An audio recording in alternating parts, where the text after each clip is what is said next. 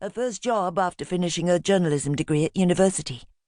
It was supposed to have been a brief stepping stone on her way to getting a senior writer's position at one of the daily newspapers. That was where her future lay. After all, that was what everyone back home expected from her. Her friends and family would never know that she spent her days sharing private details about Z-list celebrities. Never needed to know, because she wouldn't be in the job for very long. At least, that was what she had thought at the time. So, she had created the lie that she had been quickly promoted and was now a reporter for a magazine within the same media group that covered financial investments. In the fiction that she had crafted for herself, she wrote about stocks, shares, and other city financial stuff that she had absolutely no idea about. Something that anyone she knew and loved wouldn't be remotely interested in. And it had worked. And yet, here she was, all these years later, still writing for hot gossip, about which co-stars had been caught canoodling, the latest singer who was cancelling his world tour due to exhaustion, and some reality star who had just had a facelift. Worst of all, she was still lying about her job to everyone she loved. In the beginning, it had been exciting working on the magazine, she had to admit. The endless, glamorous parties were a stark contrast to growing up in the tiny, quiet hamlet of Cranley. Mixing with famous people had given her a thrill. The goodie bags full of expensive stuff she'd never been able to afford had been treasured and admired. And yes, there was the joy of exposing some of the more ghastly celebrities for what they really were. She had convinced herself at the time that it was retribution for her own pain. If she had learnt anything from the whole heartbreaking experience with her father, it was that fame was one of the new deadly sins. After all, he had abandoned his own family to seek out the same glamorous, celebrity-filled lifestyle, and had left his wife and daughter far behind many years ago. But these days, the whole show-business life just left her numb.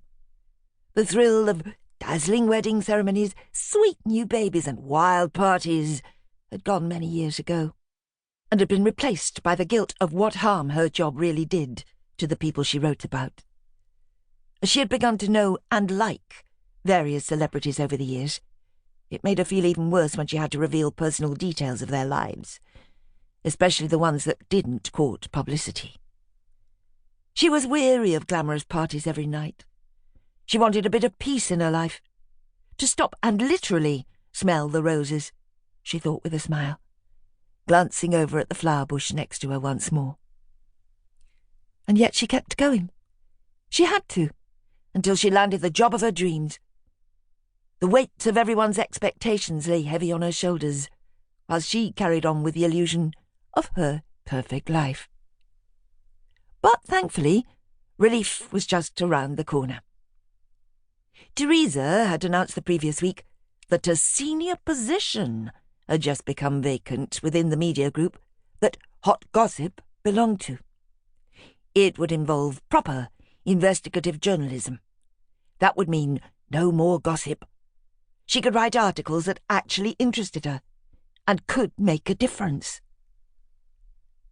Eleanor knew that she alone was the senior member of staff on the team. She had worked there the longest. All it would take was one more big story, and the promotion was hers. Then she could leave the celebrity world far behind in the capable hands of Killer Courtney. Finally, she could have a job that she could be proud of, a job she didn't have to lie about anymore. She could relax and be herself for the first time in a very long time. Eleanor shivered. Her clothes were soaking. Her knees were almost at breaking point in her crouched position. She'd been there for 2 hours and was chilled to the bone. How much longer would she have to wait? She longed for a hot shower. She grabbed her phone and automatically checked her appearance. With a grimace, she saw that her long, dark brown bob was beginning to kink and curl in the rain. Thankfully, her mascara and eyeliner hadn't run, but her face looked pale and